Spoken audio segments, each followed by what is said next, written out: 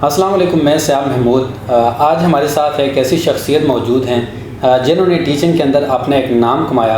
Teaching के बाद teaching जब उन्होंने छोड़ी और एक बिज़नेस की तरफ वो गए और आज वो एक एंटरप्रेन्योर हैं और एक कामयाब बिज़नेसमैन हैं, समाजी कारकुन हैं। यूट्यूब का अपना एक चैनल चला रहे हैं, यूट्यूब के ऊपर बिज़नेस जो है वो अपना फैला रहे हैं और बिज़नेस सिखा भी रहे हैं यूट्यूब के ऊपर।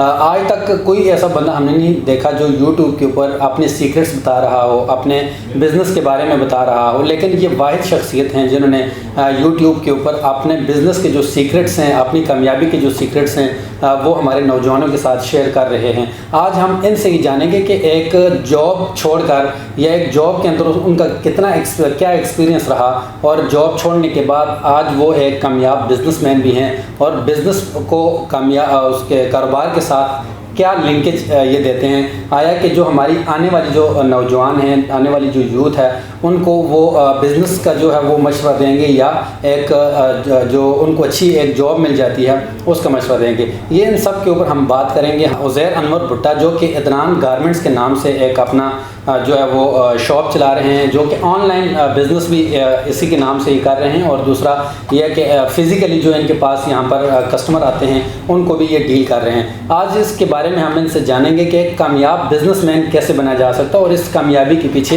राज क्या है, इस कामयाबी के पीछे हाथ किसका है। तो आज हम जानेंगे उज़ैर भुट्टा साहब से। जी उज़ैर भुट्टा साहब।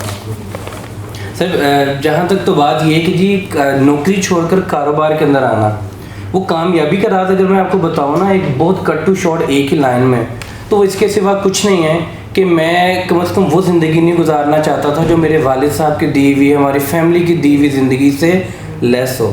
मुझे उससे ऊपर जाना था। उसके ऊपर जाने के लिए मैं टीचर बन गया, ठीक है, एज अ हॉबी टीचरिंग को प्रोफेशन बनाया अपना, अच्छी पॉकेट मनी आने लगी। उसके बाद वो ज़रूरत बन गई। ये बहुत अहम पॉइंट है। अक्सर पढ़ते हैं और कामयाब बिजनेसमैन हमेशा बता देता है जिस तरीके से मैं अकेला नहीं हूँ जो अपने सीक्रेट्स रिवील करता है और बाद में मार्केट के अंदर बड़ी बुरी नज़रों में देखा जाता है कि जी ये बंदा क्या है, सब कुछ ही बताता रहता है। देखें कि मैं भी किसी भी इंसान को अगर कोई मुझे पता है इसके अंदर गट्स हैं, ये कामयाब हो सकता है, इनफैक्ट बहुत अच्छा का इंसान है और बहुत अच्छा कारोबारी बन सकता है, तो जी मैं कभी भी अपना नुकसान नहीं चाहूँगा। मैं उसको जाने नहीं दूंगा। किस तरीके से उसकी ज़िंदगी के अंदर इतनी लग्जरीज ऐड कर दूंगा कि वो कभी सोच भी नहीं सकता कि मेरी नौकरी छोड़कर कारोबार करे और उसको बहुत जल्दी वो मुकाम मिल जाए कि वो वाला लाइफस्टाइल मेंटेन कर सके। इस तरीके से जो था जी, हमें भी उन्होंने बांध के रखा इंस्टीट्यूट ने। नाम नहीं लूँगा, बहुत अच्छे लफ्ज़ों में मैं उनको याद करता हूँ। मैं वहाँ पर फिज़िक्स पढ़ाता रहा। मैंने तकरीबन 4 साल डिफरेंट डेजिग्नेशंस के ऊपर वहाँ पर टीचिंग की। बहुत से स्टूडेंट्स आज भी मिलते हैं, याद करते हैं, हमारी ये वीडियोस देखते हैं, बहुत मोटिवेट होते हैं। अब दूसरी बात ये कि जी मैंने ऐसा हरगिज़ नहीं है कि जो कारोबार है मेरा, तो जी मेरा मानना है कि 3 नस्लों से जो लोग कारोबार कर रहे थे, आज उनके नवासों को, उनके बच्चों को शायद आप भी नहीं जानते, मैं भी नहीं जानता, जबकि मैं 3 नस्लों की बजाय 3 साल से ये कारोबार में आया हूँ। और YouTube के ज़रिए दुनिया के अंदर 99% लोग YouTube चैनल देखते हैं, वीडियोस लाजमी देखता है हर बंदा किसी न किसी सूरत में। तो मैंने उसको चैनल बनाते हुए अल्हम्दुलिल्लाह मेरा चेहरा इतना फेमिलियर हो गया। ये मैं सिर्फ अपनी टेक्निक बता रहा हूँ, ओपनली बता रहा हूँ, क्यों? क्योंकि ये चुराई नहीं जा सकती। ये एक दफ़ा मैंने कर लिया तो कर लिया है। मैं काफ़ी ऐसे भी नौजवानों को जानता हूँ, नौजवान लड़कियों को जानता हूँ जो बहुत अच्छे बैकग्राउंड से, फाइनेंशियली बहुत स्ट्रॉन्ग बैकग्राउंड से हैं, लेकिन जब वो ये कारोबार करने का जो उनका तरीका होता है वो देख कर मैं भी एक दफ़ा कॉम्प्लेक्स में पड़ जाता हूँ कि ये वाला तरीका ज़्यादा बेहतर है। ठीक है, अगर मैं एक प्रोडक्ट बनाता हूँ उसके पीछे 12 रुपये 15 रुपये कमा रहा हूँ, वो घर पर बैठी हुई सिर्फ अपना दिमाग इस्तेमाल करके, अपनी स्किल्स इस्तेमाल करते। हमारे पूरा जो इंटरव्यू होगा इंशाल्लाह स्किल्स के राउंड अबाउट होगा सारा ही, ठीक है। तो वो स्किल्स को यूज़ करते हुए देखें ना, अब आजकल के दौर के यूथ जो है, इनके लिए क्या मुश्किल है कि जी एक अच्छी सेल्फी लेकर उसके अच्छे कैप्शन लिखना। सिंपल।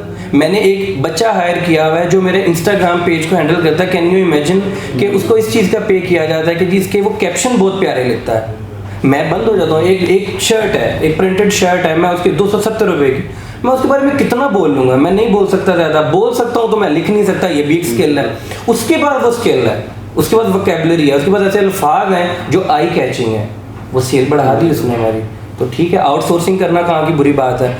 तो इसी तरीके से जनाब टीचर थे, ठीक है, टीचर के बाद अब आते हैं दोबारा पॉइंट के ऊपर कि टीचर से जो बिजनेस की तरफ आने वाला था ना, ये मेन ये था कि मैं नहीं चाहता था कि जो कि बहुत गलत हुआ है, ठीक है, कि हमारे इस मुआशरे के अंदर मुअल्लिम को किसी भी सूरत में, चाहे वो मजहबी क्यों ना हो, ठीक है, चाहे वो टीचर क्यों ना हो। आप इमेजिन कीजिए अगर एक जैसे एक कॉमन सी बात है हमारे सोशल मीडिया के ऊपर कि हम एक मौलवी साहब को महंगी गाड़ी में देखकर कितना हसद फील करते हैं।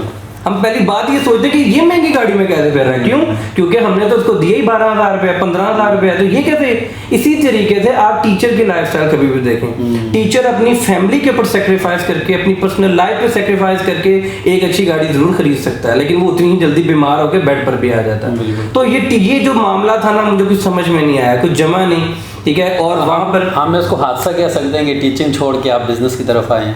नहीं, ऐसा नहीं है। हादसा आप कह सकते हैं, हादसा यूं है कि मैंने 2 सेशन गुजार दिए फैसला करते हुए कि इंशाल्लाह one day I will do this, I will switch one day. और फिर एक दिन ऐसा हुआ, वल्लाह आलम मुझे नहीं पता, वो दोपहर का टाइम था, मैं अपने स्कूल के अंदर बैठा, एक मैं 10th क्लास का टीचर था फिजिक्स का, पेपर चेक कर रहा हूँ और मैं सोच रहा हूँ कि जी 2 साल से मैं सोच रहा हूँ कभी ना कभी ये करूंगा, तो वो कभी ना कभी तो कभी नहीं आने वाला। लिटरली मैंने वहाँ पर किसी का कंप्यूटर यूज करके अपना रेजिग्नेशन टाइप किया है, प्रिंसिपल के सामने रखा, और बिलीव यू मी कि मेरा उस टाइम ये ख्याल था कि मुझे बड़ी देर अब सर्वाइव करने के लिए मुश्किल का सामना करना पड़ेगा, लेकिन अल्लाह ताला ने ऐसे रास्ते खोले के मतलब मुझे कभी पलट कर नहीं देखना पड़ा, कभी भी नहीं। जब आपने वो रिज़ाइन लिखा तो उस टाइम आपके पास सेविंग कितनी थी कि आप जो भी बिज़नेस करना चाहें तो आप वहाँ पे इन्वेस्ट करें, या आपके माइंड में ये चीज़ था कि आप राइट टाइम है राइट डिसीजन लेने का? सर मैं आपको ये भी बात बता दूं कि ये गलत बात है, ये मतलब जिस तरीके से कोरोना ना आजकल हमारी कौम के लिए सबसे बड़ा बहाना कोरोना है। मेरे से पूछे, मैं ऑन कैमरा कह रहा हूँ कि जी मैंने जितना कोरोना के अंदर कमाई कर छोड़ी है मैंने कभी नहीं की। बात ये थी कि सर हमारे पास पहले ही आइडियाज थे, कोरोना की वजह से शटर बंद हुए, बाखुदा मेरा दिमाग खुल गया कि शटर तो बंद है, दिमाग तो अल्लाह ताला ने दिया हुआ है, ठीक है, लोगों ने कपड़े पहनना तो नहीं छोड़ दिए। फिर दूसरी बात, मेरी दुकान की सेल या जहां पर भी मैं बेचता हूँ, मेरी पूरी दुकान के 3 पॉइंट्स हैं, 3 अलग लोग उनको हैंडल करते हैं और तीनों को मेजर समझा जाता है। अगर किसी की सेल कम है तो मेरी कोशिश होती है इसको दोनों के बराबर लाओ, 2 की कम हुई है तो इनको उठा के इसके बराबर लाओ, इसी चक्कर के अंदर प्रोग्रेस होती है। तो जनाब ये कोरोना बहाना हो गया। उसके बाद दूसरी बात ये कि जी इन्वेस्टमेंट नहीं है। सर नौजवानों के लिए एक पैगाम है, जिस मोबाइल फ़ोन के ऊपर वो ये वीडियो देख रहे हैं हमारी, क्या वो फ़ोन की कीमत 50,000 से कम है? वो 50,000 नहीं तो 30,000 का तो है। 30,000 के ऊपर मेरे पास आए हुए लोगों ने फटे लगा कर काम शुरू किया है। आज वो दुआएं भी दे रहे हैं, आज वो रोज़ाना मुलाकात करते हैं, रोज़ाना 10,000 की सेल करके उसको मल्टीप्लाई करते जा रहे हैं।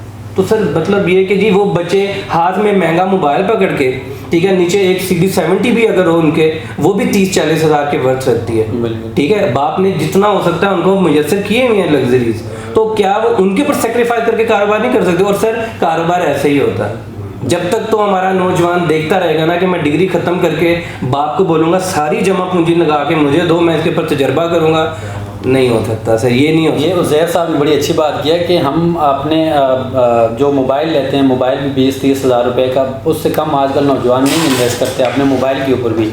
अगर मोटरसाइकिल लें तो मोटरसाइकिल के ऊपर भी तकरीबन 30-40 हज़ार रुपये इन्वेस्ट हो जाता है। तो हम अपने आप से सेक्रीफाइस करके हम अपना बिज़नेस छोटा सा शुरू कर सकते हैं। जैसे ज़ुहैब साहब ने कहा कि 30,000-40 हज़ार से मैंने शुरू किया, और इस टाइम ये दो प्लाजे हैं आपके? 2 प्लाजे हैं, 2 प्लाजों के मालिक हैं। और तकरीबन आपका स्टाफ कितना काम कर रहा है नीचे? सर स्टाफ अगर देखे जाए ना, जो प्राइमरी होते हैं, जो एक्टिव जिसको हम स्टाफ बोलते हैं, वो तकरीबन 30 के अबाउट है।